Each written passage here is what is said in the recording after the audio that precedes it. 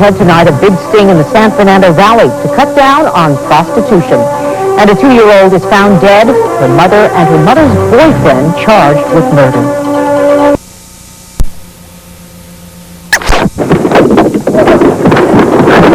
Coming up!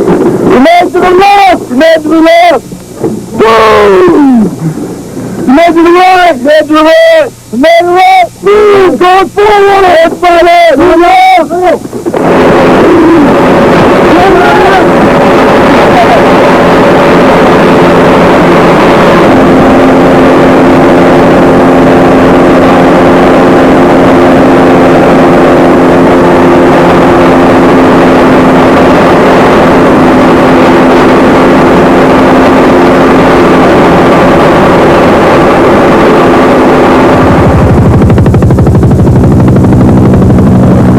Start digging in! And keep the profile off the hill! Keep your face to the front over the berm!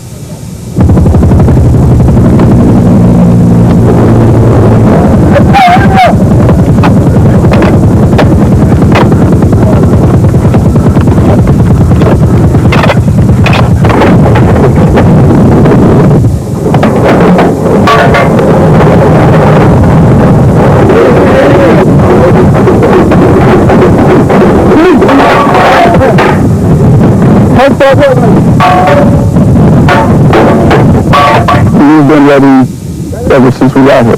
We were combat ready about 8 days after we got here. We've been ready ever since. 3, 2, 1, 0!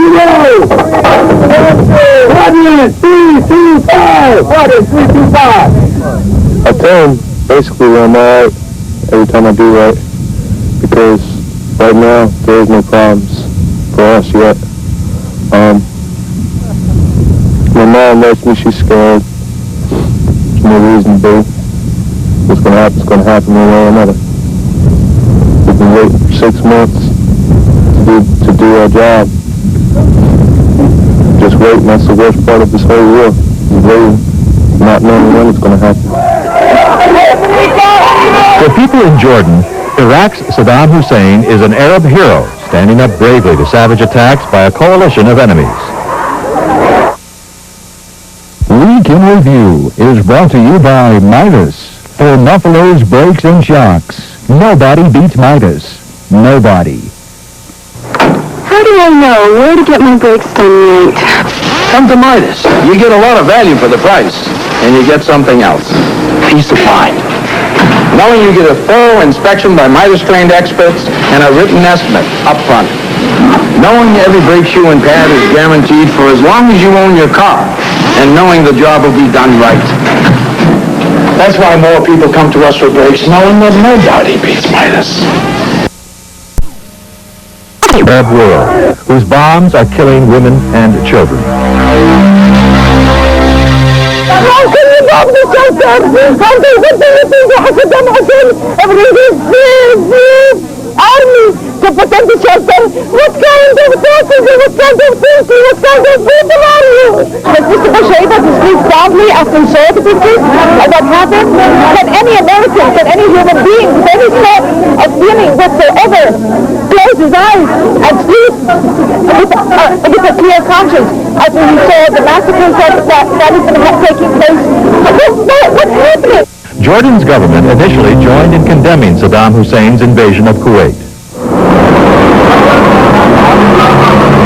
Hundreds of thousands of refugees flooded into Jordan, straining the country's meager resources far beyond its limits.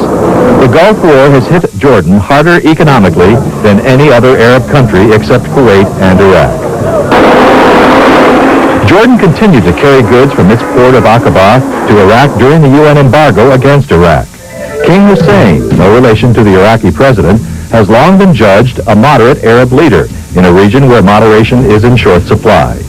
When his efforts to find an Arab solution to the Gulf crisis failed, King Hussein began openly sympathizing with Iraq. The world had known cool wars, but never one like this that is waged against Iraq. Westerners were stunned when the king condemned the bombing of Iraq in a speech using the same emotional language as anti-U.S. demonstrators in Jordan's streets, while saying nothing at all about Iraq's invasion of Kuwait. President Bush said he'll reconsider $50 million in aid to Jordan. It appears to be a shift in the Jordanian position, and that we want to be concerned about it and understand some of the rhetoric coming out of there. On the other hand, we've always had a historically good relationship with Jordan. This complicates things. Things first began to get complicated just after World War I. Much of the Middle East had been controlled for centuries by the Ottoman Turks, who were Muslims, not Arabs.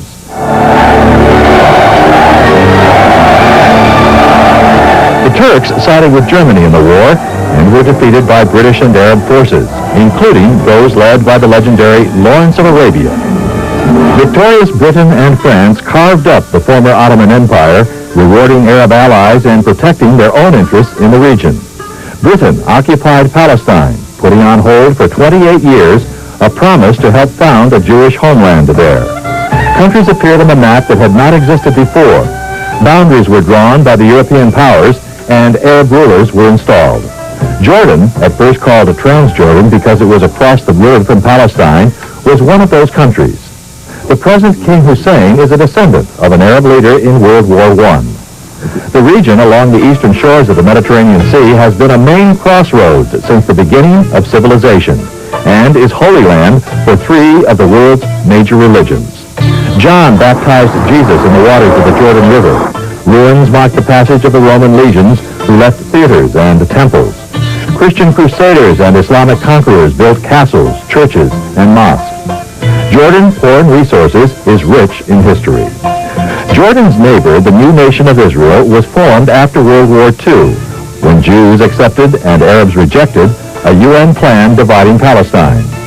Israel's population included many European refugees from Hitler's Holocaust, settling on lands Palestinian Arabs considered their own. Arabs and Israelis began fighting from the start, with many Palestinians fleeing from areas controlled by Israel. Most Palestinians fled to neighboring Jordan, where today they make up about 60% of that country's entire population. During the 1967 Six-Day War, Israel occupied Jordan's West Bank, and Jews in considerable numbers began settling there. King Hussein rejected efforts by Israel, Egypt, and the U.S. to move toward an Arab state on the West Bank. In 1988, he cut Jordan's legal ties with the West Bank, and Palestine Liberation Organization chief Yasser Arafat declared Palestine an independent state. But the West Bank remains under Israeli control. For Week in Review, I'm Charles Crawford. In the images of war relayed from the front, the United States is winning again. Those images have fueled America's new outpouring of patriotism. Here's an opportunity to receive a free copy of William F. Buckley's historic Agenda for the 90s. Hi, I'm Bill Buckley. You may know me through my television show Flying Line, or my newspaper columns, and maybe one of my Blackfoot Oaks spy novels. But you ought to know... The soldier remains steadfast. What is this new patriotism, and will it see the war to its end? Mark Feldstein handles this week's special assignment. My lucky stars, you'll be living here today. It could be the 4th of July. Freedom.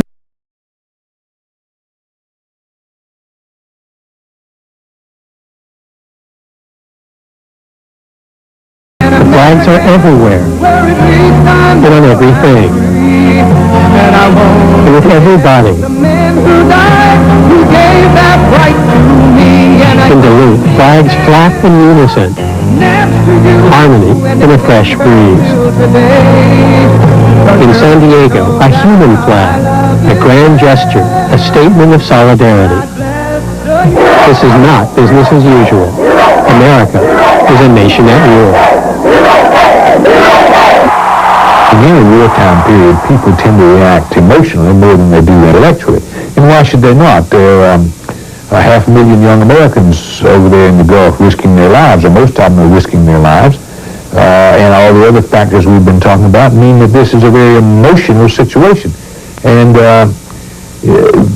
people rarely, if ever, either have the opportunity or the inclination to sit down and think a thing through in an intellectual way or make notes on paper. They tend to react. Our world has been told Americans are praying for their troops out there on the front lines.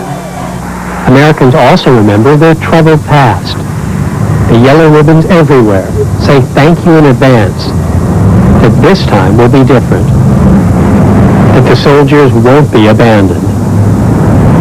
For those of us who fought in Vietnam who can remember coming back individually from our units, straggling back with nobody there to say thank you for years, have searing memories of that period, and I think the nation does. Those searing memories of Vietnam are part of America's renewed patriotism.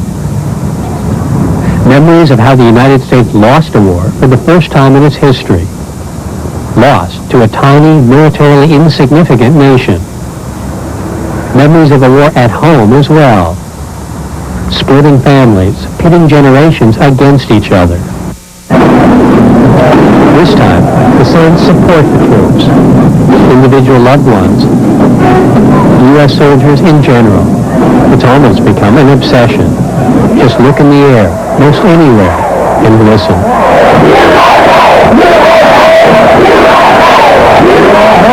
Part of it is in the desire to win one and win one big and sort of expunge all of the sense of loss, make sure that we do it right, we do it quickly, we minimize casualties, we're committed to a winning strategy from the beginning.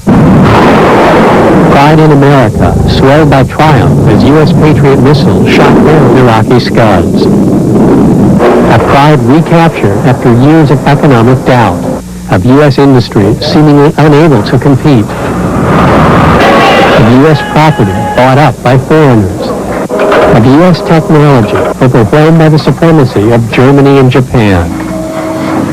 Now all our televisions are manufactured in Japan. I believe television sets are manufactured in Japan.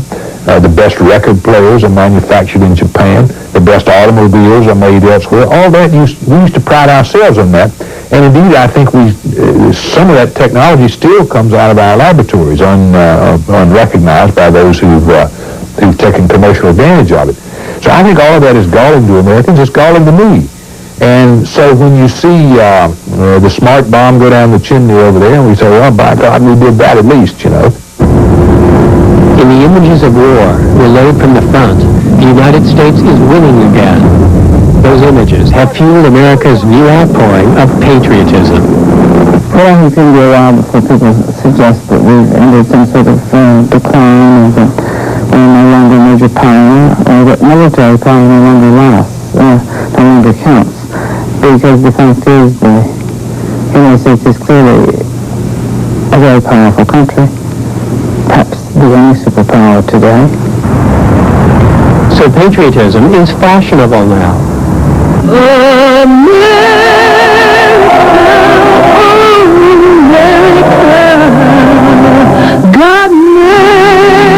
Its mantle worn by corporations, large. Right now, there are nearly 4 million men and women on active and reserve duty in the U.S. Armed Forces around the world. We'd like to take this opportunity to say thanks to each of you. And small. God Bless the USA, presented by Safford Lincoln Mercury. The corporations that are sponsoring those ads want the public to know how they feel, and that will ultimately redound to the benefit of the corporation. I'm somewhat cynical about that, but on the other hand, I think the whole idea of goodwill, which is what these corporations are seeking, is part of the reason that companies advertise. They're simply forming a circle, closing ranks to reassure each other. Mark Feldstein, CNN Special Assignment. Get up here, go. When a male officer goes into a unit, he's looked at as strong until proven weak. I think what still happens today is that when a woman goes into a unit, she's weak until proven strong. Then it's the day of the night, and in the park, I'll call and reschedule my next appointment and be right there. Call me when you're here. I've got my phone with me. Don't take time to the phone. I don't know. I just won't stop. Chloe, I don't like it down I'm here. stuck in traffic. The Robinson Wild. The soccer game is running late. I'll call Margie now and you pick up the sitter. I'll save us some time. Hi, honey. It's okay. Daddy's coming home early. Buy yourself some time. Bulky cellular phones. A big show is coming to town, and you may be able to get... Missiles began falling, he says. He had to come back. Every time I hear the missile come to the States here, Israel, I call you. He returned to a town under strict military control, where the Israeli government, saying it feared Arabs would use the war as a reason for riot or terrorism, had forced businesses to close and forced the people to stay in their homes. A town where, for most of the day, walking on the street makes a resident a criminal. In all, there are about 1.7 million Palestinians living under Israeli occupation, denied, they say, simple human rights. For instance, Israelis automatically get gas masks. Arabs in the occupied territories almost never get them. I have the rules when I live in the States that the Israeli government would give everybody gas masks. But I came here about 4 days ago, I didn't see my family having. And even anywhere this town either. For generations, the authority in towns like Deir de Bouane was held by men like Ahmed Hawatmeh. He took us through the streets with ease until he met the young men who now have authority. These are the street fighters of the Palestinian uprising against Israeli rule. They follow the Palestinian Liberation Organization, the PLO. They say almost everyone in this group has been in jail for fighting the Israelis. Now with a partial curfew, young men like Hamid Hashash can't find work. How many people are like him? There's more than 500 cars. For the way they live, they blame Israel and its supporters in the West. And they look to Saddam Hussein as a leader of the Arabs. This is the first guy who cares about Palestine. And that's Saddam Hussein? And that's Saddam Hussein. In this group, there are many with ties to California. He studied there. His brother goes to Stanford. The ties don't reduce their hatred. America is the one who sends women, sends money, a lot of loot to Israel. Israel punishes us with the women that kids from America. And that's why America is responsible. And the last hope for us is Saddam and our legitimate representatives. Be alone. That's it. There's no one who will help us. You think he is fighting a war with the United States to help you? Saddam Hussein is visiting the Arab awakeness from the nightmare of being, occupying our countries and using us like animals. In this town, the past makes people feel like victims of the West. The president binds them to the U.S. for jobs. But they think their future is tied to the people the American government calls butchers or terrorists. In Deir de Bouane, Mike O'Connor, Channel 2 Action News. Next up, troubleshooter Jed McIlvaine. Tonight, the case of the woman who did everything she could to save water, only to get soaked by the water company.